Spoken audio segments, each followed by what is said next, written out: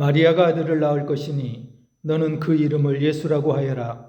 그가 자기 백성을 그들의 죄에서 구원하실 것이다. 이 모든 일이 일어난 것은 주님께서 예언자를 시켜서 이르시기를 보아라, 동정녀가 잉태하여 아들을 낳을 것이니 그의 이름을 임마누엘이라고 할 것이다 하신 말씀을 이루려고 하신 것이다.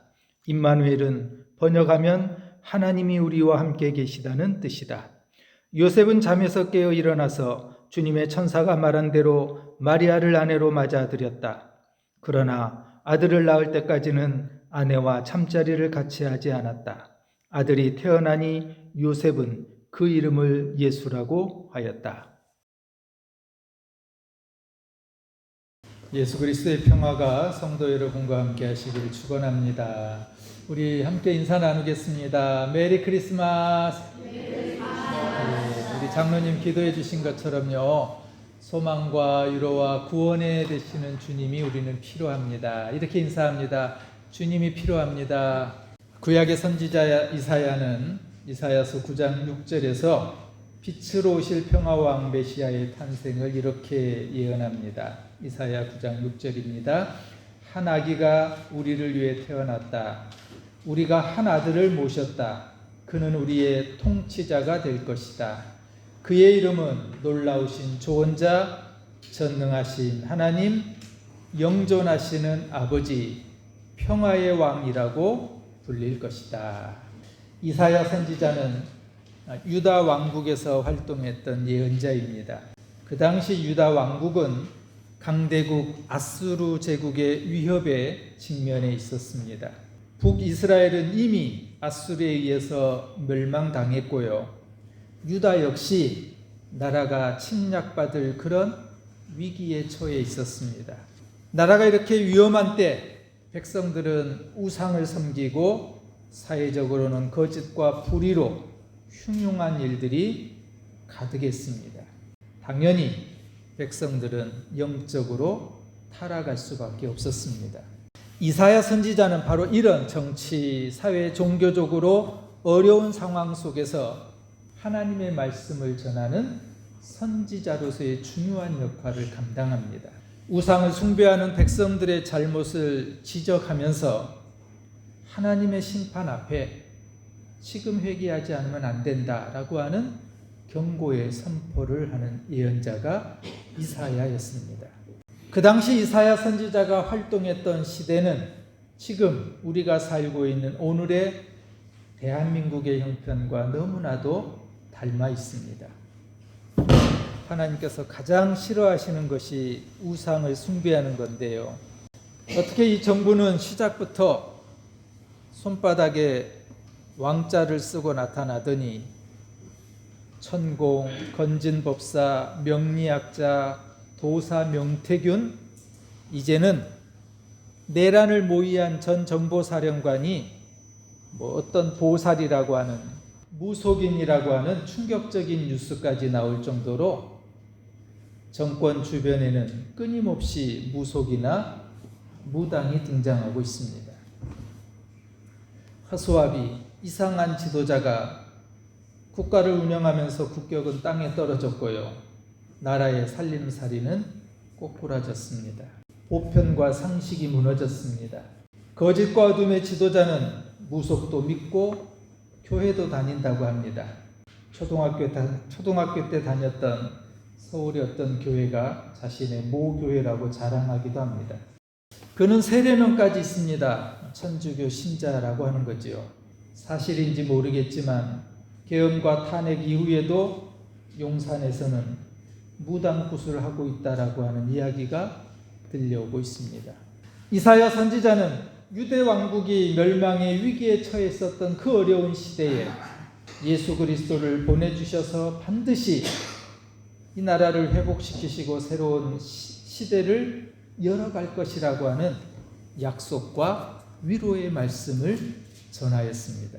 이사야의 예언은 오늘날에도 여전히 우리에게 소망과 위로를 주고 있습니다. 그래서 2024년 성탄의 예배를 드리는 우리에게도 예수 그리스도가 꼭 필요합니다. 우리의 통치자, 놀라우신 조언자, 전능하신 하나님, 영원히 계시는 아버지, 평화의 왕, 이사야가 예언했던 그분이 우리에게도 필요합니다. 그 주님이 다시 오셔서 우리를 다스려 주시고 우리가 가야 할 길을 안내하는 스승이 되어 주시고 때로 우왕좌왕하는 칼바를 알지 못하는 우리들의 인생의 조언자가 되어 주시고 갈등과 폭력이 아닌 평화의 왕으로 오시는 그 그리스도 예수가 우리에게도 필요합니다. 성탄의 찬송가 104장 곧 오소서 임마누엘이라고 하는 이 찬송은 마태복음 1장 23절을 배경으로 지어진 찬송입니다. 이 찬송은 오래전 기독교의 전통 예배에서 대림절의 때가 되면은 주님을 오심을 기다리며 불려졌던 유명한 찬송입니다. 라틴어로 된 애초에 처음 이 찬송은 곧 오소서 임마누엘, 그래서 각 절마다 오라고 하는 감탄사로 시작하기 때문에 오가 이 찬송에 많이 있다고 해서 오 큰 송가라고 이렇게 불려진 오래된 찬송입니다. 옛부터 예수 탄생을 기다리며 예배에서 7가지의 이 찬양의 고백을 노래하고 또 주님 오심을 기다렸다고 합니다. 7가지의 이 고백과 찬송인데요. 오늘 저와 여러분이 함께 이 고백을, 이 찬송을 좀 나누었으면 합니다. 제가 앞부분 오 지혜여 하면은 여러분이 뒷부분 오셔서 지혜의 길을 가르쳐 주소서 이렇게 찬양하고 고백했으면 합니다. 오 지혜여, 오 주여, 오 이새의 뿌리여, 오 다윗의 열쇠여, 오 여명이여,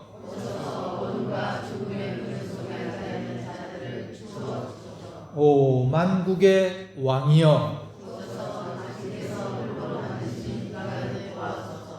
오 임마누엘이여 오셔서 저희를 도와소서.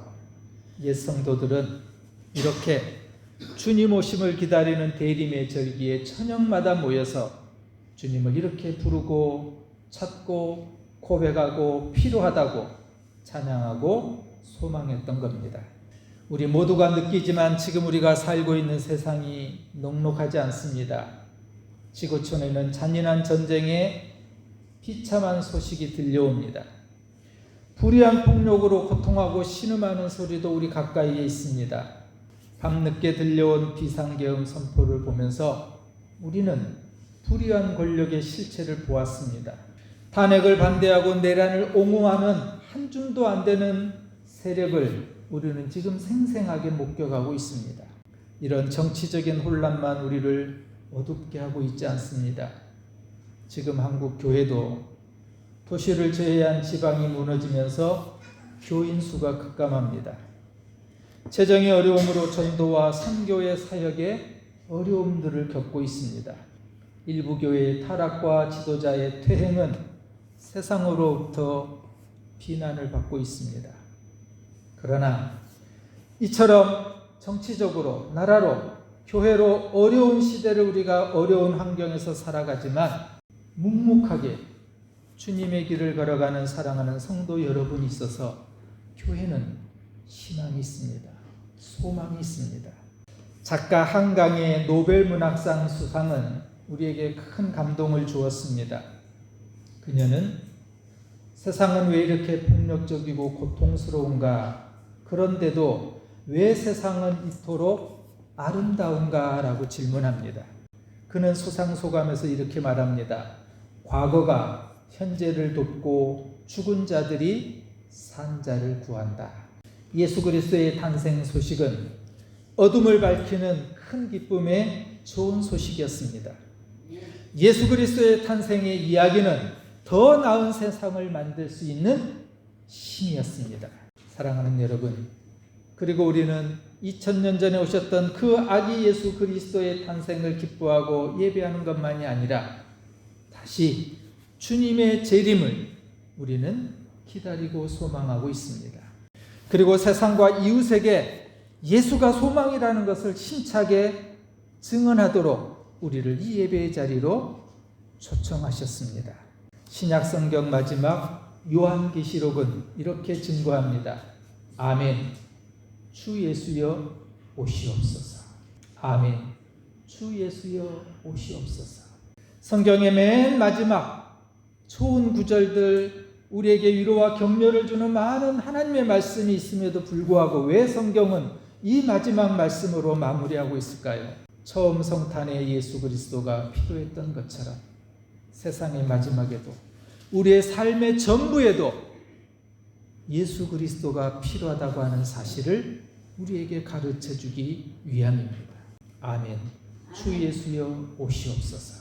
기쁘다 구주 오셨네를 힘차게 노래함으로 어둠의 권세를 무너뜨렸던 것처럼 아멘. 주 예수여 오시옵소서. 새로운 세상이 오고 있음을 우리 모두가 고백하고 반기고 맞이하며 모든 이웃들과 함께 아멘. 주 예수여 오시옵소서.